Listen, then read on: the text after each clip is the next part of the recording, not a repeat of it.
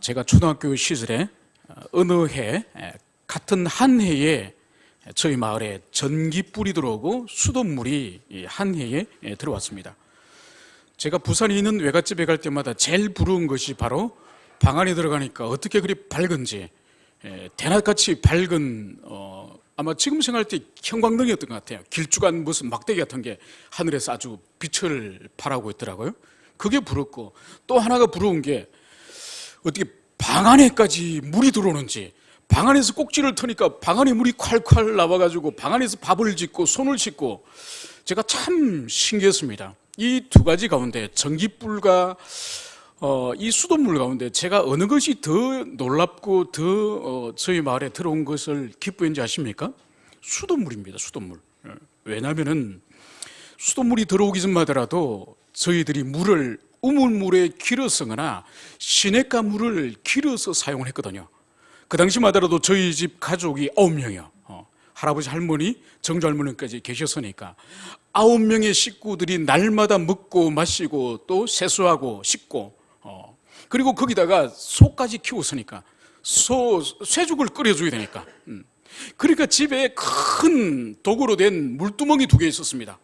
하나 물두멍은 사람이 먹는 물두멍이고, 하나 물두멍은 바로 소를 주거나 안 그러면은 세수할 때 쓰는 그런 허드렛물로 사용하는 그런 물두멍이 이렇게 2개가 있었던 거죠. 그 물두멍에는 큰 양동이 물찌개를 이제 한 번 치면은 2개를 매달지 않습니까? 그거를 최소한 10번을 지고 와야 됩니다. 10번을. 그러니까 우물까지 거리는 한 300m 정도 돼요. 그리고 한 번 물 길러 가면은 300m 가고 300m 오니까 600m죠. 그러니까 그 물두멍 2개를 채우려면은 최소한 10번을 물찌개를 져야 됩니다. 그러니까 6kg죠, 그죠? 6kg를 그 무거운 그 물찌개를 지고 가는 거죠. 그러니까 여름에는 더워서 그 물찌개를 지고 다니는 게 너무 더워서, 안 그래도 걸어 다녀도 더운데 그 무거운 것을 지고 다니니까 얼마나 덥겠습니까? 겨울엔 추운데 그 물찌개는 또 물이 줄줄 흐르면서 오지 않습니까? 고무신에 다 젖어가면서 그것을 하루에 10번을 져다 날라야 되는 거죠. 얼마나 그 어린 나이에. 그러니까 초등학교 때 저희들이 그 일을 다 한 겁니다. 7살, 8살, 9살 이 초등학교 때 그 일을 다 한 거죠. 그러다가 전기불이 들어오고 수돗물이 들어오니까 이 물을 길러 다니는 이 노동으로부터 해방된 이 기쁨이 저희들이 얼마나 기쁜지 몰라요. 여러분, 특별히 지금 설과 추석이 다가오지 않습니까? 설과 추석이 되면 별로 기쁘지 않아요. 왜냐하면 평소 쓰는 물량을 2배를 쓰거든요. 그러니까 물을 2배를 지고 와야 되니까 얼마나 추석과 명절이 한편으로는 기다려지지만은 그 엄청난 물을 길러 와야 되는 그것 때문에 얼마나 힘들었는지 모릅니다. 그래서 수도가 놓아지고 나서 저희들은 그 물을 길러 오는 그 해방감이 얼마나 큰지 모릅니다. 오늘 주님의 이 말씀에 대해서 이 여인은 아직도 오해하고 있는 것을 여기서 보여주고 있습니다. 주님께서는 내가 주는 물은 영원히 목마르지도 않고 또 영생토록 솟아나는 샘물이 될 것이라고 말씀하시자, 이 여자는 이 물을 여전히 마시는 물로 오해를 하는 거죠. 그래서 이 여자는 그런 물을 내게 주사 내가 목마르지도 않고 또 여기에 물 길러러 오지 않게 하소서, 이렇게 이 여자는 여전히 마시는 물로 오해하고 있다는 것을 여기서 볼 수가 있습니다. 그러니까 이 여자가 여기에 물 길러러 오지 않게 하소서 이 말을 하는 걸 볼 때에 아마 이 우물가에 이 여자가 물 길러러 오는 일이 그에게 얼마나 큰 고통이요, 큰 불편함이라는 것을 우리가 여기서 알 수가 있는 것입니다. 여러분, 오늘 여기서 이 여자가 물을 여전히 사람이 마시는 생수로 오해하고 있는 것은 요한복음 2장에서 니고데모가 우리 주님께서 다시 태어나야 거듭나야 하나님 나라를 볼 것이라고 그렇게 주님께서 말씀하셨을 때에 니고데모는 그 거듭남에 대해서 여전히 문자적으로 다시 어머니 모태로 들어갔다가 다시 모태에서 나오는 그런 문자적인 해석을 그가 하지 않았습니까? 그것처럼 오늘 이 여인 또한 여전히 주님께서 생수를 주시겠다고 말씀하시니까 그것을 마시는 물로서 여전히 이해를 하고 있는 것입니다. 이것은 무엇을 알 수 있는 거니까 거듭나지 않은 사람, 중생하지 않은 사람이 하나님의 말씀에 대하여서 바르게 반응할 수 없음을, 그것을 오늘 여기서 보여주고 있는 것입니다. 여러분, 우리가 읽고 있는 이 하나님의 말씀은 성령께서 감하게 하셔서 성경의 기자가 기록을 하겠습니다. 그러니까 이 책은 일반적인 소설이나 일반적인 세상의 책과 다릅니다. 성령의 감동으로 기록되었기 때문에 성령으로서 거듭난 사람에게만 열리는 책이에요. 그러니까 성령으로 거듭나지 않는, 즉 새로운 피조물이 아닌 자들에게는 이 성경 말씀이 바르게 이해되질 수 없는 거죠. 그렇기 때문에 거듭난 자들에게, 회심한 자들에게 지속적으로 나타날 수 있는 특징 중에 하나가 뭔가 하니까, 이 성령으로 감화된 이 성경 말씀이 끊임없이 읽고 싶고 깨닫고 싶고 갈망이 일어난다는 거예요. 여러분, 이것은 영적인 출생, 이것은 육적 출생과 매우 유사합니다. 여러분, 어린아이가 태어나지 않습니까? 그죠? 어린아이가 태어나면 그 갓난 아기에게 우유를 주지 않습니까? 우유를 주면은 그 우유를 아이들이 얼마나 입으로 세게 빨아당기는지 모릅니다. 여러분, 동일하게 한 500cc 정도의 우유병에 분유를 2개를 타가지고 여러분 같이 그 어른들에게 입에 하나 물리고 갓난아기 입에 하나 물릴 때에 어른이 빨리 빨아먹을 것 같습니까? 갓난아기가 빨리 빨아먹을 것 같습니까? 당연히 힘세니까 어른들이 먼저 먹을 것 같죠? 아닙니다. 어린아이가 더 강력하게 생명의 그 기운에 의해서 강력하게 그 젖을 빨아당기는 거죠. 그래서 갓 태어난 생명에게는 왕성한 생명을 가지고 있습니다. 왕성한 생명을. 그렇기 때문에 어린아이는 하루에도 몇 번씩 젖을 안 주면은 울면서 달라고 사인을 보내지 않습니까? 그죠? 왜냐하면 생명의 역사가 안에서 일어나기 때문에 성장의 욕구, 그 생명의 역사가 그 젖을 달라고 하는 거예요. 여러분, 자라는 청소년들, 그죠? 자라는 청소년들 얼마나 식욕이 왕성합니까? 그죠? 예전에 저희 집에 애들 그 중학교 다니고 할 때에 아침에 이렇게 일어나서 엄마가 압력밥솥에 밥을 해두고 집에 저녁에 들어오면 없어져 버려요. 한 솥이 사라져 버립니다. 돌아서면 배고파서 다 먹어치우는 거죠. 우리 육체도 갓난아이가 태어나거나 청소년기에 한참 성장이 왕성한 시기에 엄청나게 많은 에너지를 필요로 하는 거죠. 왜냐하면 성장하고 자라려고 하는 그 생명의 기운 때문에. 여러분, 그것처럼 영혼도 마찬가지예요. 영혼이 처음 회심하고 중생한 사람에게 있어서는 진리의 말씀, 하나님의 은혜에 대한 강력한 갈망이 일어나는 거예요. 그래서 처음 회심한 사람들을 교회가 잘 목양하고 그런 영혼들에게 끊임없이 영적인 성장에 대한 욕구를 채워줄 수 있는 교회 양육 시스템이, 또 목자들이 준비되어 있는 거예요. 마침 이렇게 아이들이 태어나서 자라려고 하는데 젖을 제때 못 준다든지, 아니면 애들이 성장 시기에 한참 먹어야 될 청소년 시기에 제때 공급해 주지 못하면 어떻게 됩니까? 성장이 멈춥니다. 자라지 않아요. 그 질병 중 하나가 또 난장이가 되기도 하고 여러 가지 질병이 발생하는 거죠. 그것처럼 영적으로 거듭난 이후에, 회심한 이후에 교회가 끊임없이 진리 말씀을, 끊임없이 은혜의 방편들을 제공해가지고 그 영혼이 자랄 수 있도록 해야 되는 거죠. 그런데 여러분, 만약 어린애가 태어났는데 젖을 빨지 않아요. 우유를 먹으려고 하지 않아요. 그것도 일주일씩이나. 그럼 이 아기는 어떻게 지금 된 상태죠? 이미 죽은 아이예요. 태어났지만 죽은 아기예요. 그리고 여러분, 한참 자라는 청년 시기나 청소년 시기에 3일을 굶어도 배가 고프지 않아요. 3일 굶어도 아무런 밥 달라는 사인을 부모님한테 하지 않아요. 자, 이런 아이는 지금 어떤 상태죠? 큰 지금 질병에 걸린 상태예요.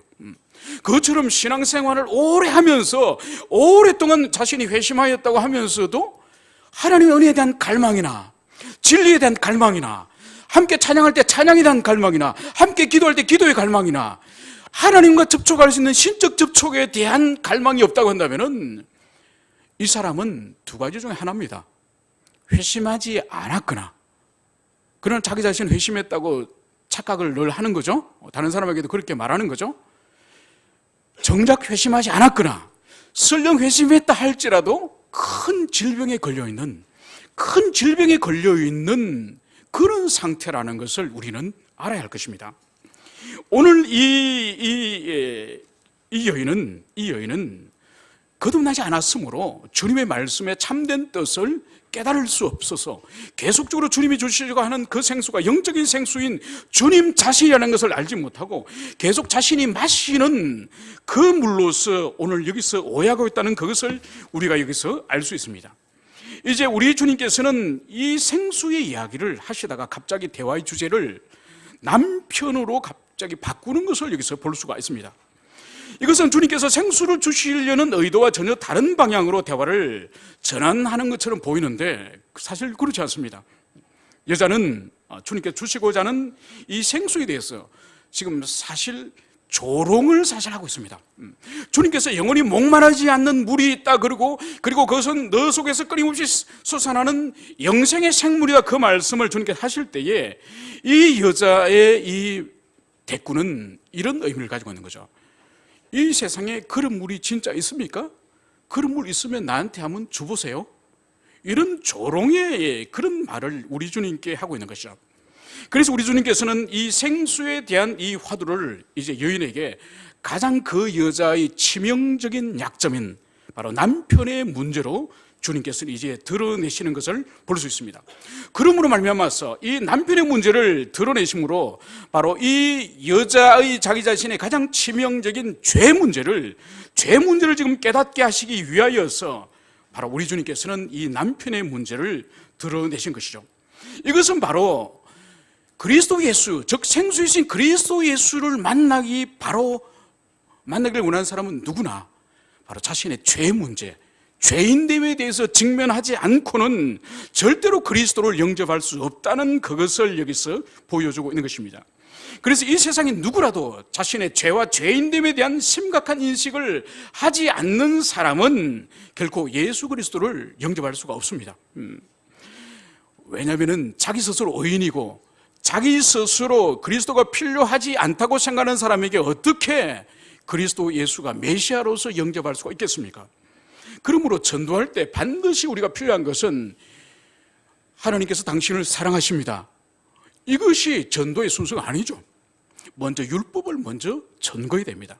당신은 하나님을 떠난 흉악한 죄인입니다. 그러므로 그 죄인의 마지막 결말은 영원한 지옥의 형벌이 여러분을 기다리고 있습니다. 그래서 정직하게 그 율법 앞에서 자기 자신의 정직한 절망을 먼저 경험해야 되는 거죠. 그 절망하고 있는 그에게 하나님의 무한한 자비의 손길인 그리스도 예수가 주어졌습니다. 이것이 복음인 거죠. 그때 그 사람이 바로 정직한 자기 절망을 하고 그 이후에 그리스도 예수를 비로소 영접할 수가 있는 것입니다. 이제 우리가 그리스도 예수를 만날 때에 제일 먼저 우리가 경험하는 것이 바로 뭔가 하니까 하나님의 그 영광 앞에, 주님의 그 완전함 앞에 우리 자신의 바로 흉악한 죄인됨, 철저한 죄인됨, 소망 없는 죄인됨, 그것을 먼저 경험하지 않고는 그리스도 예수를 진정으로 인격적으로 영접할 수가 없는 것입니다. 여러분, 2000년 전에 예수님 앞에 수많은 사람들이 나왔습니다. 수많은 그 갈릴리의 사람들, 그 유다의 사람들, 우리 다음 시간에 살펴보겠지만 이 사마리아 사람들도 수많은 사람들이 우리 예수님 앞에 나왔습니다. 그런데 그 나왔다고 하여서 다 예수님을 영접하였습니까? 아니죠. 바로 그 주님 앞에서, 그 주님의 영광 앞에서 자신의 죄인됨, 자신의 그 죄악을 경험할 때에 바로 그리스도를 영접할 수 있었던 거죠. 성경 가운데 대표적인 사람들이 누구였습니까? 베드로죠, 베드로. 여러분, 베드로를 우리 주님께서 두 분을 만나지 않습니까? 처음에는 베드로와 안드레가 예수님을 찾아가서 요한복음 1장에서 우리 주님을 찾아가서 베드로가 예수님을 만납니다. 그리고 두 번째는 누가복음에서 베드로가 예수님을 찾아가는 것이 아니라 예수님을 베드로를 찾아가는 거죠. 그것은 바로 갈릴리 호숫가에서 우리 주님을 만나지 않습니까? 그 시간이 어떤 시간이었습니까? 바로 밤새도록 베드로가 물고기를 잡지 못하고 그렇게 돌아오는 그 새벽에 우리 주님께서 갈릴리 호수로 나가셨죠. 그래서 주님께서 깊은 곳으로 가서 그물을 던지라, 이 말씀을 하시는 거죠.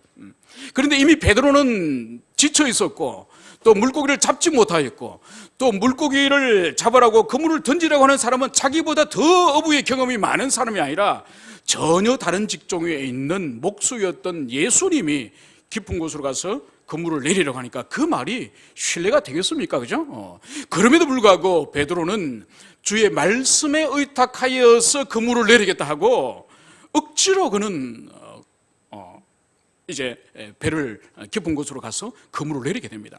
그런데 그물을 내리니까 엄청나게 많은 물고기를 그가 잡게 되는 것이죠. 그 순간 그는 자신의 경험과 자신이 평생을 갈릴리 호수에서 그렇게 잔뼈가 굵었던 그런 자부심과 자기 의 가운데 있었던 그 사람이 바로 우리 주님이 내리라 하는 그 지점에서 물고기를 엄청나게 많은 것을 잡을 때에 지금까지 가지고 있었던 자기의, 그리고 자신의 죄인됨, 그리고 그리스도의 그 초월적인 존재임을 이 베드로는 깨닫는 거죠. 그러면서 그 입에서 나온 최초의 언어가 무엇이었습니까? 주님, 나는 죄인입니다. 나를 떠나소서. 베드로가 우리 주님의 그 초월적인 그 지혜와 능력 앞에서 결국은 자기 자신이 죄인이라는 것을 깨닫게 되는 거죠. 여러분, 우리가 잘 아는 여리고성의 세리장이었던 삭개오가 어떻게 주님을 만나죠? 여러분, 이 여리고로 우리 주님이 오신다는 소문을 듣습니다. 그래서 그 예수님을 만나려고 수많은 사람들이 그 여리고 그 성 앞에서 그 길에 나가서 예수님을 맞이하는 거죠. 그런데 우리가 알다시피 삭개오는 키가 작아서 사람들, 군중들 사이에 예수님을 쳐다볼 수가 없습니다. 그래서 삭개오는 우리가 알다시피 뽕나무 위에 올라가서 걸어오시는 예수님을 쳐다보고 있는 거죠. 그때 여러분, 이 삭개오의 마음은 어떤 마음일까요? 그냥 단순히 예수님이 소문으로 듣던 그 예수님을 얼굴을 오늘 한번 보자, 어떻게 생겼을까? 호기심으로 예수님을 쳐다봤을까요? 물론 그 호기심도 있겠죠. 그런데 여러분, 사람들에게 알려진 이 예수님은 어떤 분인가요? 메시아죠, 메시아. 여러분, 그 시대, 1세기 그 시대의 메시아가 이 세상에 오셔서 하실 일이 뭐였죠? 그 시대 사람들이 인식하고 있는 메시아는 무슨 사역을 합니까? 그것은 바로 그 시대를 지배하고 있는 이방인들, 로마를 파괴하고, 그리고 로마의 앞잡이였던 바로 헤롯이나 또 세금을 거두는 세리들이나 세리장들이나 로마에 비루하게 붙어 사는 모든 사람들을 진멸하는 그 일을 바로 이 메시아가 하는 거죠. 그러니까 이 예수님이, 이 메시아이신 예수님이 자기의 여리고성으로 들어온다는 소문을 듣고 이 세리였던 이 삭개오의 마음은 어떨까요?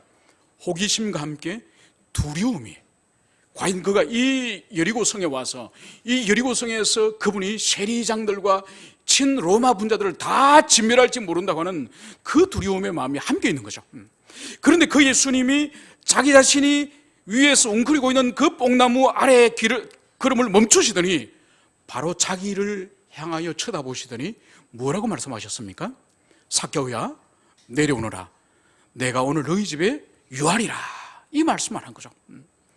여러분, 삭개오에게 예수님께서 너가 지금까지 얼마를 해먹었냐, 이 여리고성에서 세금 얼마를 덩쳐먹었냐, 토해내라, 이 말씀을 하지 않으세요. 밑에서 그냥 삭개오를 향하여 그 사랑의 눈빛으로 쳐다보면서 어서 삭개오야 내려오너라, 그 삭개오 이름을 불러주시고 내려오라 말씀하시고, 그리고 무엇보다 놀라운 것은 죄인 중에 괴수할 수 있는 이 세리장의 집에 내가 오늘 너희 집에 유하리라, 이 말씀을 주님께서 하신 거죠. 그러자 이 삭개오는 자기 집에 들어가서 예수님이 얼마를 너가 해먹었냐, 너가 로마의 주구다, 회개하라, 이 말씀 한 말씀도 하지 않았는데 삭개오는 예수님께 뭐라 말씀하셨죠? 제 소유 절반을 가난한 자들에게 주겠습니다. 그리고 내가 만약 토색한 것이 있으면 4배로 갚겠습니다. 여러분, 삭개오 재산 중에 토색하지 않은 거 있습니까? 다 토색한 거죠. 그건 뭘 보여주는 거죠? 주님, 이제 나에게는 물질이 의미가 없습니다. 이제는 나에게는 주님 자신을 만났기 때문에 물질이 의미가 없다는 거예요. 여러분, 이것이 바로 주님께서 죄인을 다루시는 방식이에요. 주님은 당신의 입을 통해서 누구를 판단하거나 정죄하여서 그에게 죄책감을 심어서 회개하는 분이 아니에요. 오히려 사랑의 말을 그에게 건네고 그리고 성령을 통하여서 마음의 역사에서 스스로 참여케 하여서 그리스도 예수를 영접케 하는 그 일이 바로 우리 주님께서 죄인을 다루시고 죄인을 부르시는 그런 모습이라는 것을 우리가 알 수가 있습니다. 이제 사마리아 여자는 내 남편을 데리고 오라는 이 주님의 말씀에 대해서 나는 남편이 없나이다, 이 말을 하는 거죠. 여러분, 여기서 이 여인이 자기 남편이 없다고 하는 이 해석을 우리는 두 가지 측면으로 할 필요가 있습니다.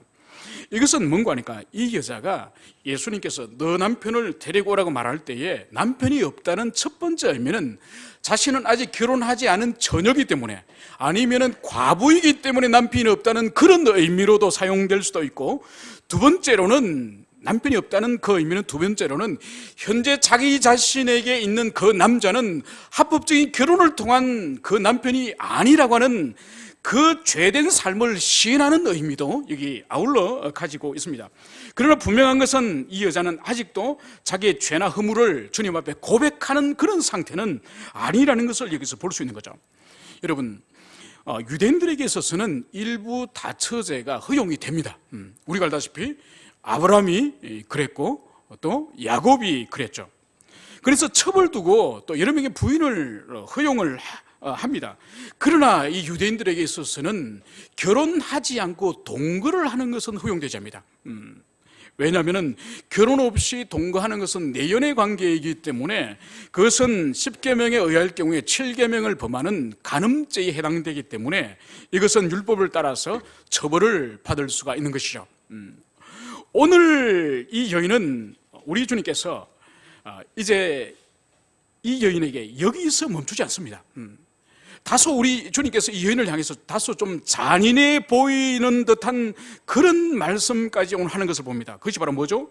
여자의 숨기고 싶은 과거의 이 부끄러움, 그 본질을 이제 주님은 드러내십니다. 그것이 바로 너에게 5 남편이 있었고 지금 있는 자도 내 남편이 아니니 내 말이 참되도다. 남편의 이 말에 대해서 이 여자는 부끄러운데 그 가운데서도 가장 치명적인 과거에 5명의 남편이 있었다는 이야기, 그리고 현재 동거하고 있는 이 남자 또한 정식 남편이 아니라고 하는 이 치부를 우리 주님께서는 여기서 오늘 드러내셨음을 볼 수 있습니다. 여러분, 오늘날도 여성이 이혼을 5번 하고 5번 재혼을 했다고 한다면은 21세기 오늘날도 이것은 보통 여자가 아닙니다. 그죠? 보통 여자가 아니죠. 그런데 2000년 전에 이혼을 5번 하고 5번 재혼을 한 그런 사람이라는 것은 이것은 그 시대도 매우 평범한 그런 사람이 아닌 거죠. 여러분, 여기서 우리 성경에서는 남편이라고 사실 번역됐지만은 헬라어에서는 이 아내르라고 하는 이 그 단어를 사용을 하고 있는데 이것은 번역하기를 남편으로 할 수도 있지만 남자로도 번역을 할 수 있습니다. 그러니까 문자적으로 볼 때는 이 여자에게 결혼을 5번 해서 남편이 과거에 5명 있었는지 아니면은 5명의 남자와 사귀거나 동거하였는지는 정확하게 알 수가 없습니다. 그러나 성경학자들은 대부분 이 5명의 남편으로 그렇게 해석을 하고 있습니다. 그래서 이 사실을 여자 자신도 매우 숨기고 싶은 수치스러운 일로 생각하였고, 또 이 여자가 살고 있는 수가성 공동체에서도 이 여자가 과거에 그런 5명의 남자가 있었다는 것을 이미 알고 있는 그런 사실이었던 것 같습니다. 그런데 우리가 여기서 하나 짚고 넘어가야 될 것이 있습니다. 바로 뭔가 하니까 오늘 이 여인에게 5명의 남편이 있었다고 이 성경에서 말씀하고 있는데, 이 5명의 이 남편을 둔 이 과거에 대해서 대부분 성경 해석사적으로는 이 5명의 이 남편을 둔 여자를 엄란하고 부정한 여인이라고 매우 이 여성을 부정적으로 그렇게 평가하는 것을 볼 수가 있습니다. 그래서 한 명의 남자와 해로하지 못하고 이 남자 저 남자와 관계를 맺는 엄란한 여인이라고 성경 해석 가운데에 여러 주석에서는 대부분 이 여자를 그렇게 부정한 여자로 그렇게 판단을 하는 거죠. 그러나 당시 1세기로 우리가 돌아가서 그 시대의 이혼에 관한 율법이나 이혼에 관한 랍비들의 그 해석을 우리가 살펴본다면 쉽게 그렇게 단정할 수 있는 것은 아닌 것입니다. 바로 뭔가 하니까 유대인들에게 이혼의 문제는 이것은 모세 시대로부터 거슬러 올라갑니다. 유대인들에게 이혼이 허락된 것은 출애굽 시대 때부터 허락이 된 거예요. 이것은 신명기 24장 1절에서 모세는 이렇게 기록을 하고 있습니다.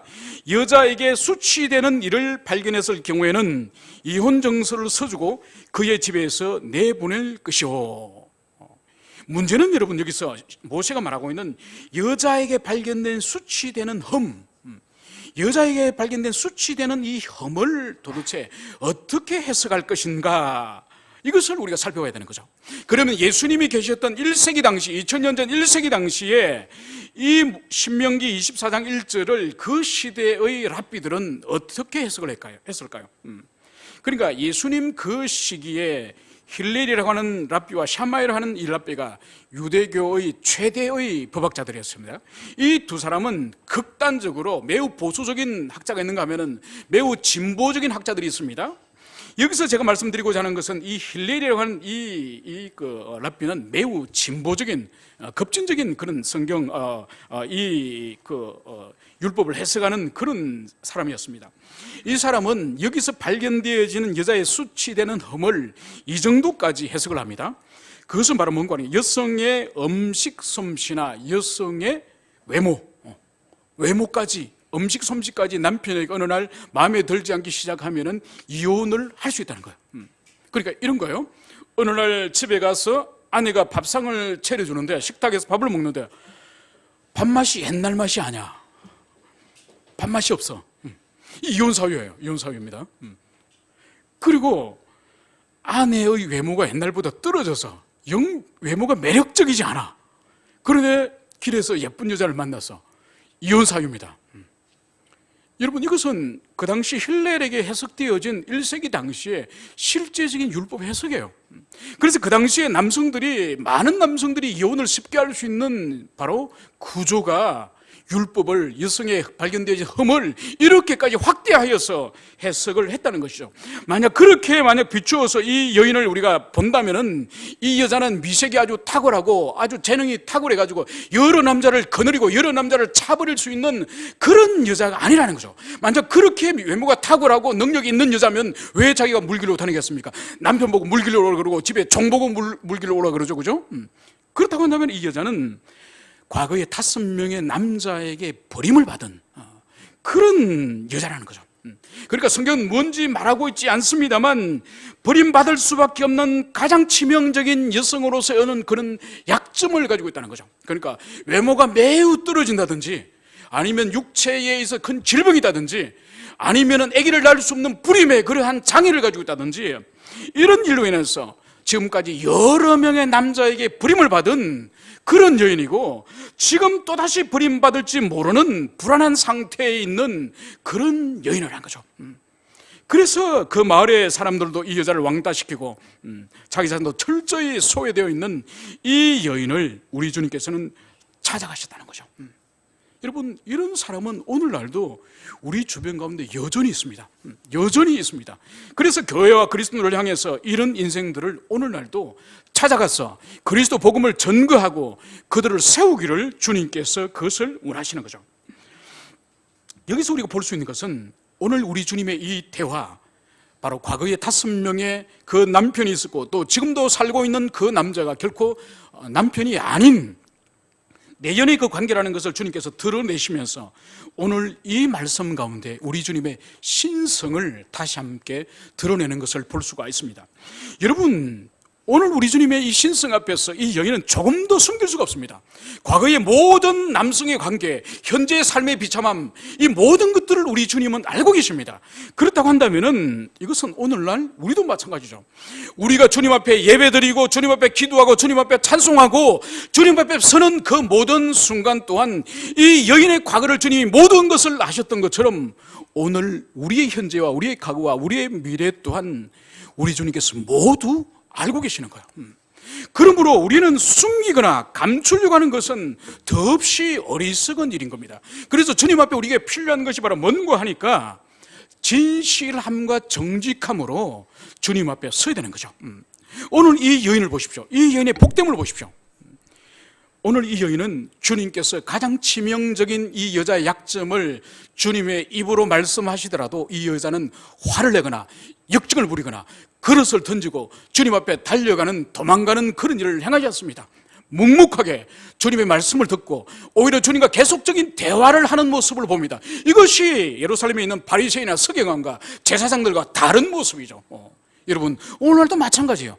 주님의 말씀이 여러분의 죄와 여러분의 허물을 성령께서 찔러서 쪼개고 드러내면은 어떤 사람은 기분 나빠서 그 말씀 마음을 닫아버립니다. 귀를 닫아버립니다. 그런 사람 변화를 할 수 없습니다.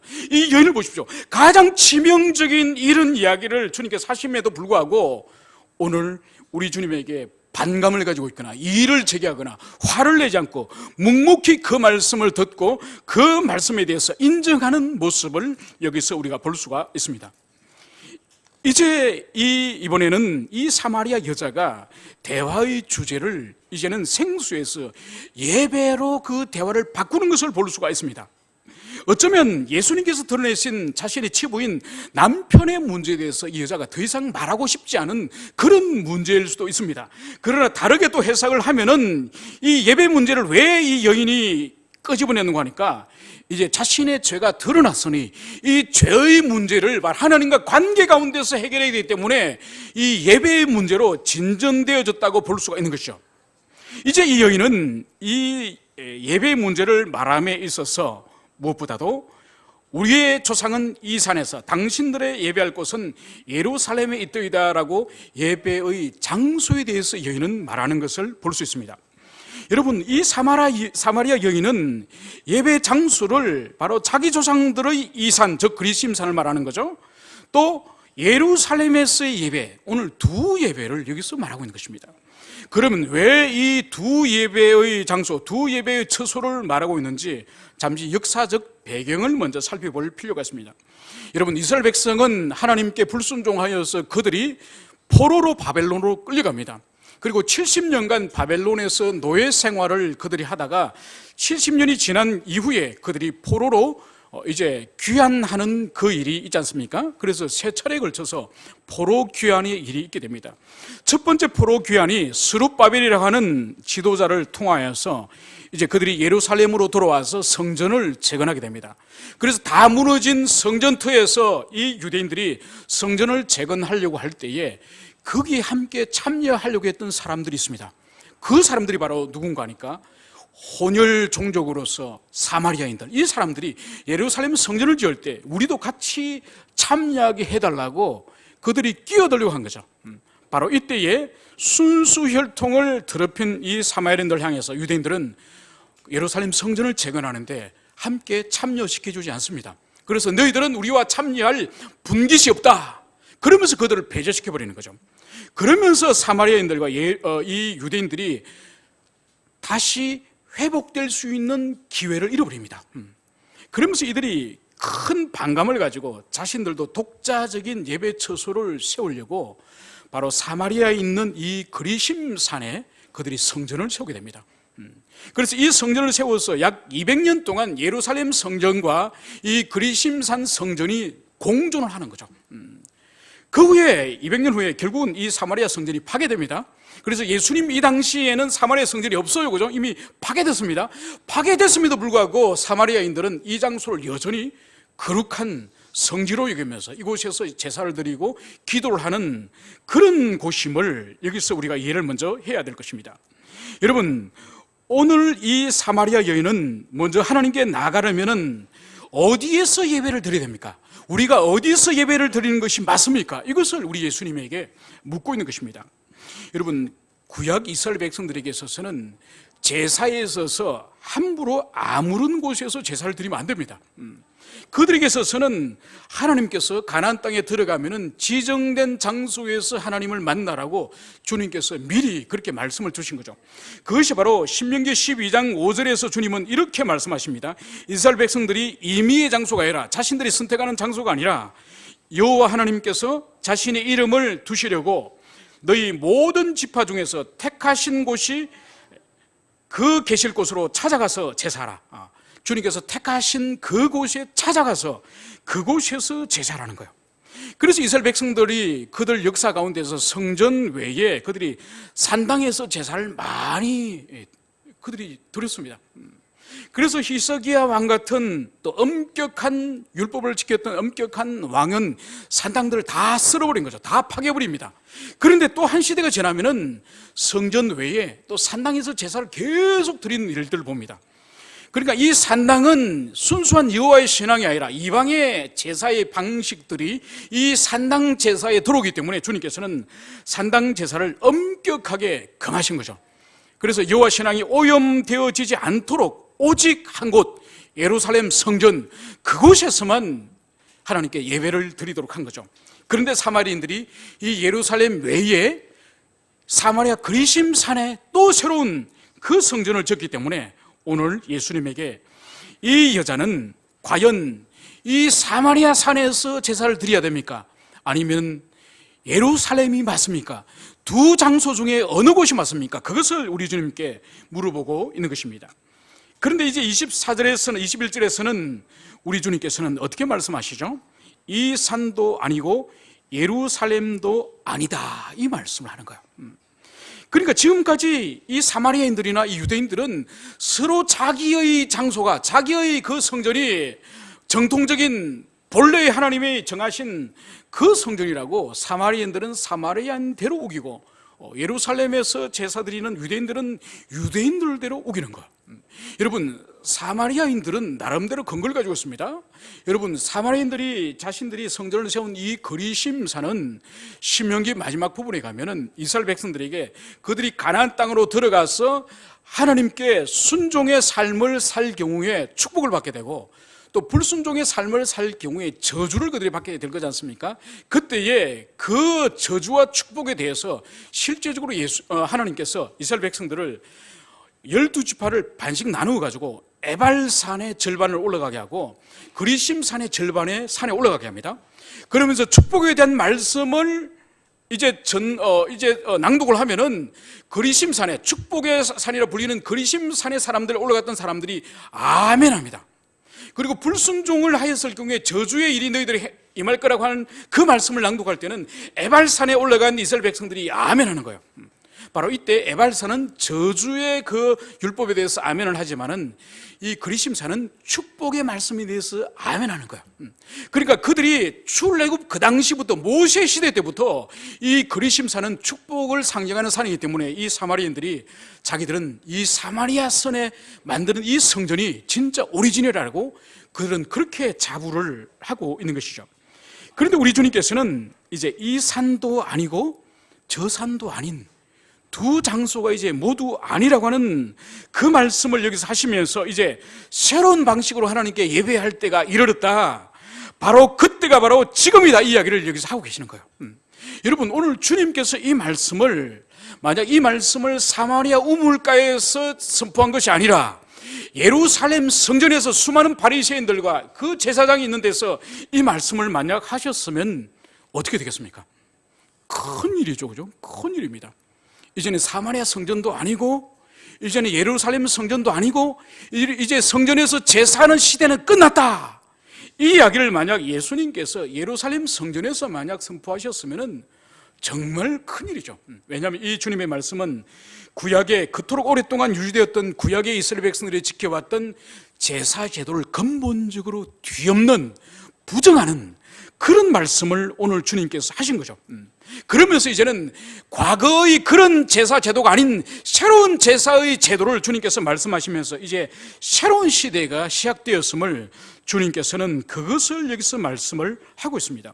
그러면서 주님께서 이 사마리아 이 여인을 향해서 너희는 알지 못하는 것을 예배한다, 이 말씀을 하고 있는 거죠.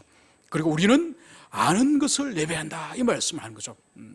이것은 무슨 의미일까요?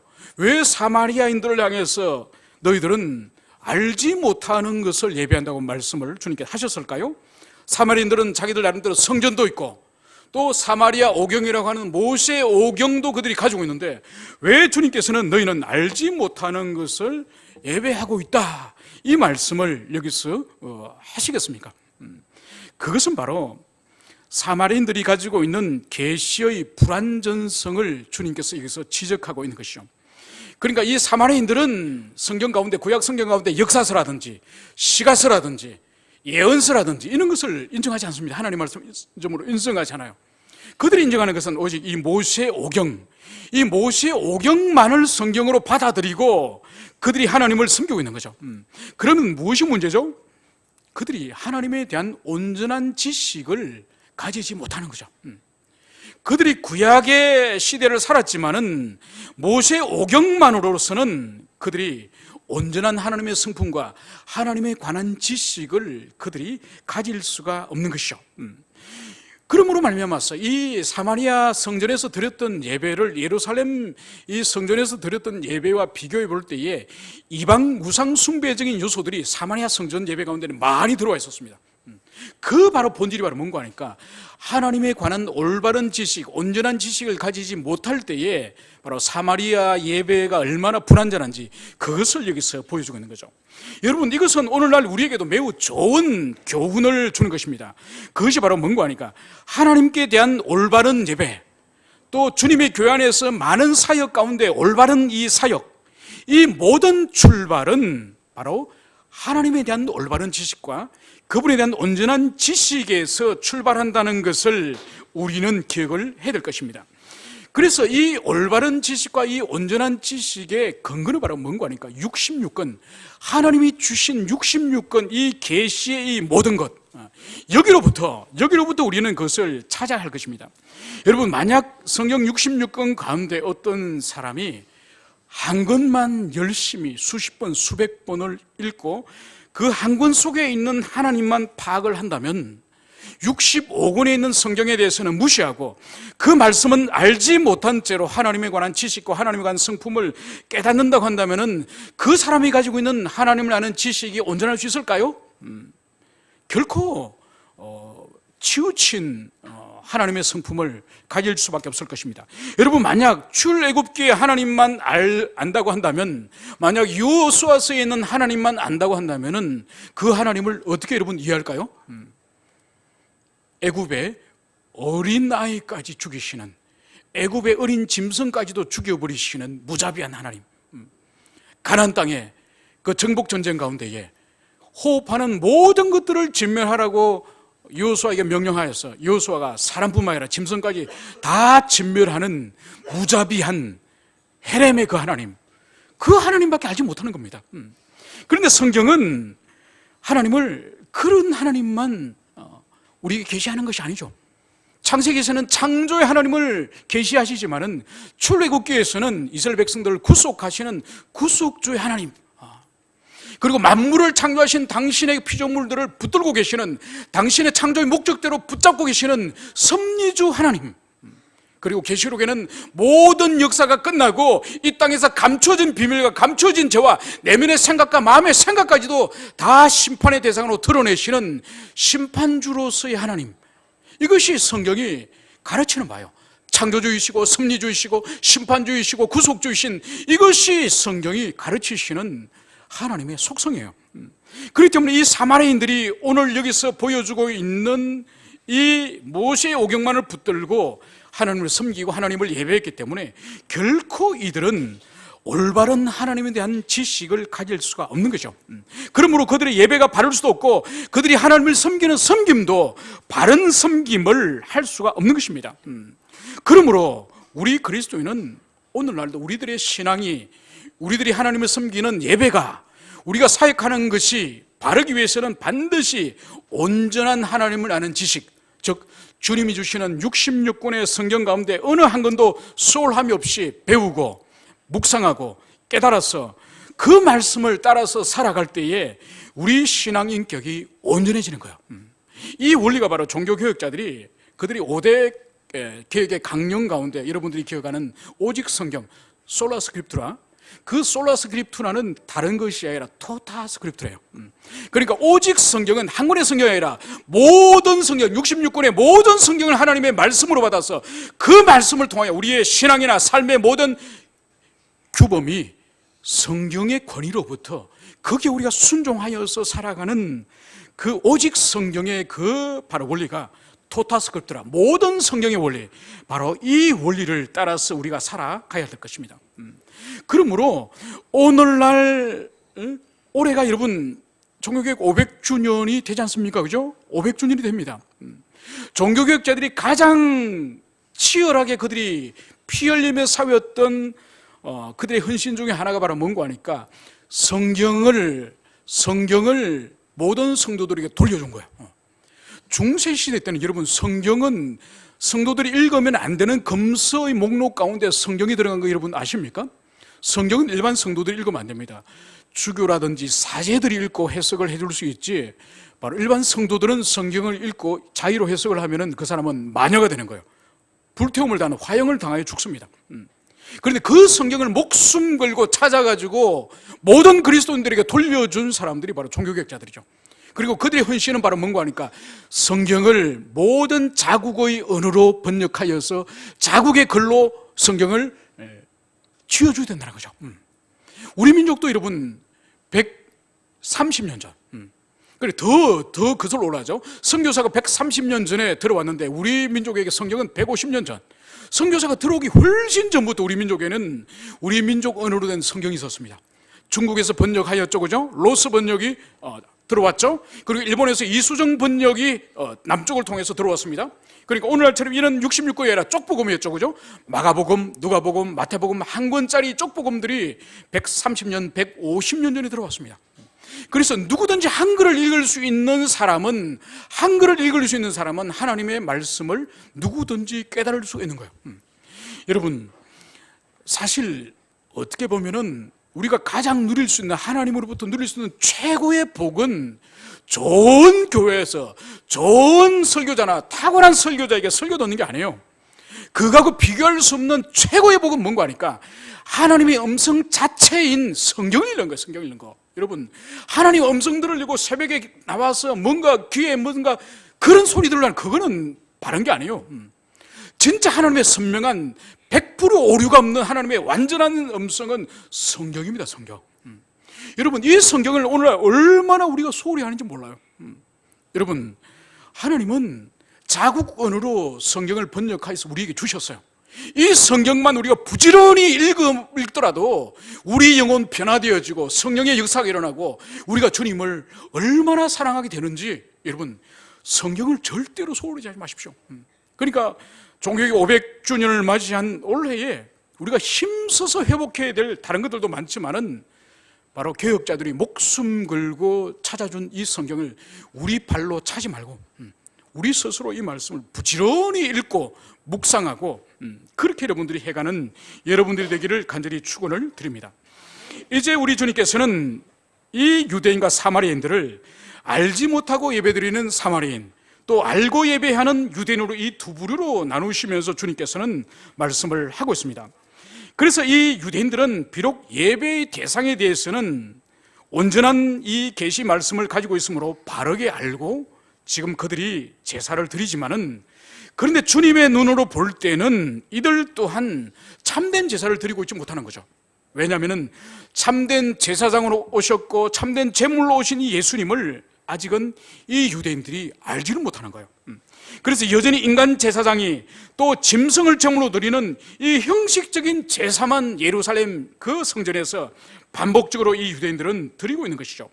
그러면 이제 요한복음 24장 23절에서 주님께서 말씀하신 참되게 예배하는 자들은 영과 진리로 예배할 때가 오나니 아버지께서 자기에게 이렇게 예배하는 자를 찾으시니라, 이 말씀이 어떤 말씀인지 우리가 살펴보도록 하겠습니다. 먼저 여기서 영과 진리로 예배한다는 의미가 뭔지를 살펴볼 필요가 있습니다.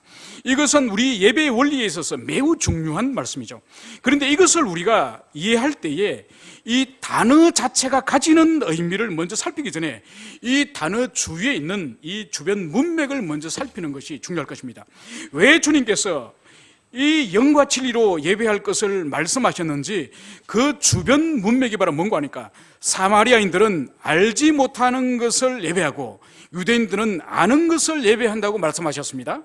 바로 이것은 사마리아인들이 진리의 요소가 결핍된 예배를 드리고 유대인들은 진리가 있다고 하지만은 그들이 마음을 기울이지 않는 형식적 제사를 우리 주님이 지금 책망하고 있는 거예요. 이 문맥 가운데서 영과 진리라고 하는 이 말씀을 주님께서 하고 계시는 겁니다. 자, 그럼 먼저 이 영이라고 하는 이 헬라 푸뉴마, 이것은 성령으로 번역할 수도 있습니다. 그리고 또 영으로 번역을 또 할 수도 있습니다. 그래서 이것을 성령으로 번역하느냐 영으로 번역하느냐에 따라서 이 의미가 좀 달라질 수 있다는 것을 말씀을 드립니다. 먼저 이 푸뉴마를 성령으로 해석을 하면은 이것은 바로 엔푸뉴마, 성령 안에서, 그러니까 성령 안에서, 즉 성령님이 원하시고 성령님의 감동하심에 따라서 예배해야 된다는 예배의 원리로 해석을 할 수 있습니다.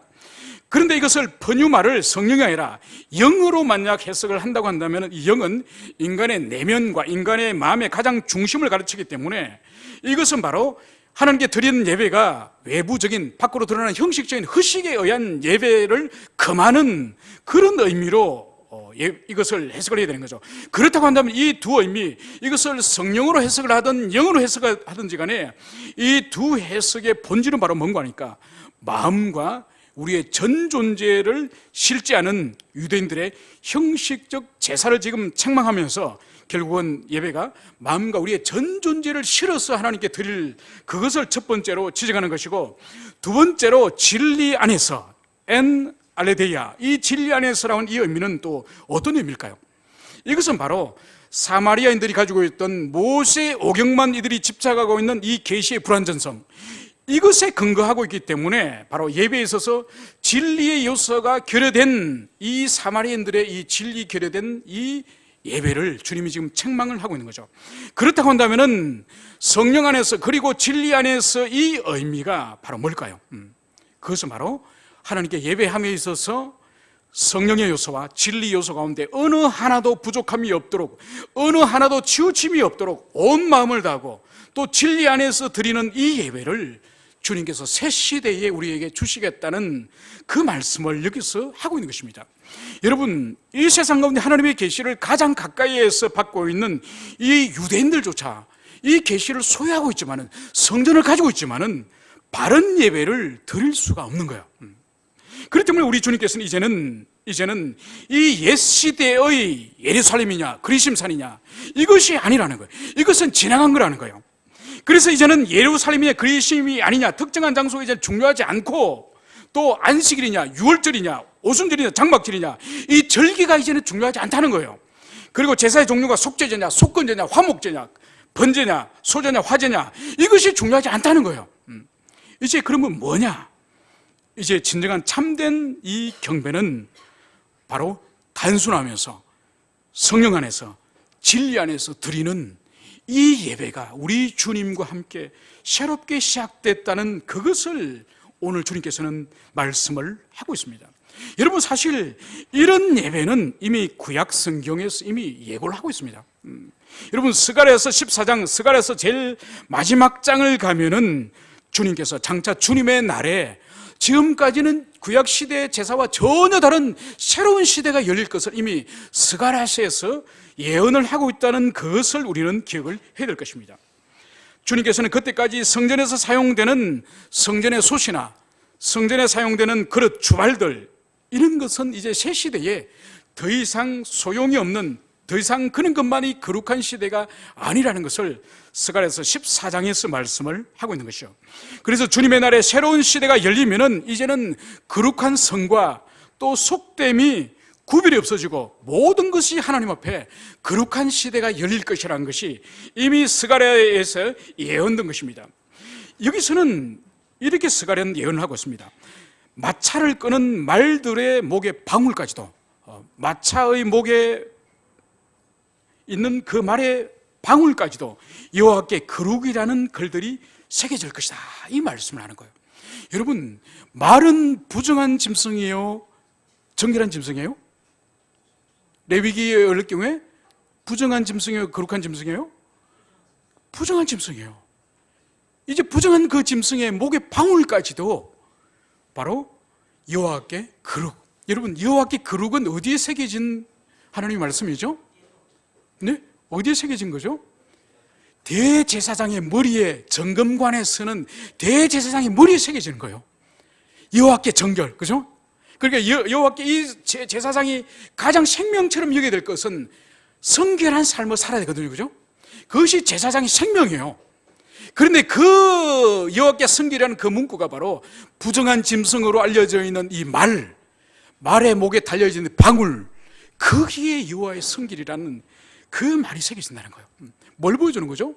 이제 그리스도가 오시는 새 시대에는, 옛날에는 성전이 거룩하고 세상은 부정하고, 성전에 사용되는 거룩한 금그릇, 은그릇, 하나님께 예배드리는 그릇은 거룩하고, 사람들이 먹고 마시는 식당에서 먹고 마시는 그릇은 속되다고 표현했단다면, 이제 그리스도 예수가 오신 이 시대는 모든 것들이 다 거룩한 시대가 되었다는 그것을 오늘 우리 주님께서는 여기서 말씀을 하고 있습니다. 그래서 오직 거룩함은 따로 구별된 어떤 거룩함이 있고 부정한 것이 있는 것이 아니라 하나님과의 관계 안에서 모든 것이 정해진다는 것을 오늘 여기서 보여주고 있는 것이죠. 그래서 거룩함이라는 것은 하나님의 관계 안에 있고 성령과 진리 안에 있으면은 그것이 무엇이든지 거룩해지는 거예요. 그래서 이렇게 말씀하시는 거예요. 누구든지 그리스도 안에 있으면은 새로운 피조물이라. 이전 것은 지나갔을 때 보라 새 것이 되어도다. 이것이 바로 새 시대예요. 새 시대. 여러분, 아직도 그런데 우리는 구약의 시대를 살고 있는 것처럼 오늘날도 우리 그리스도인들이 이미 주님이 오셔서 성과 속을 완전히 다 폐지하시고 그리스도 안에서는 모든 것을 거룩하다 말씀하셨는데, 아직도 하나님의 교회 안에 있어 구약 시대를 살아가는 사람들 많습니다. 아직도 세상과 교회를 성과 속으로 나누어 가지고 어느 것이 거룩하고 어느 것은 부정하다고 생각하는 그런 이원적인 논리를 가지고 있는 사람들 많습니다. 여전히 그런 사람들은 구약적인 가치 가운데 살아가고 있다고 볼 수 있는 것이죠. 이제 우리 주님께서 말씀하시는 이 예배는 결국은 일상의 모든 영역이, 모든 일상의 보편적인 영역이 하나님께 드리는 예배가 될 수 있음을, 그것을 여기서 보여주고 있는 것이죠. 그래서 특정한 시간이나 장소나 방식에 제한되지 않는 우리 일상의 모든 삶 전체가 하나님께 예배가 될 수 있다는 그것을 여기서 말씀을 하고 있는 거죠. 그래서 우리의 가정생활이나 우리의 또 직장이나 사업에 있어서나 또 학생에게서는 학교 생활에 있어서나 또 우리가 사회의 시민으로서 공민으로서의 그런 삶에 있어서나 모든 분야, 모든 영역이 하나님과 관계 안에서는 그것이 예배가 될 수 있다는 그것을, 우리는 그것을 마음에 깊이 새겨야 할 것입니다. 여러분, 그래서 우리가 예배를 생각할 때 예배는 세 차원으로 이해됩니다.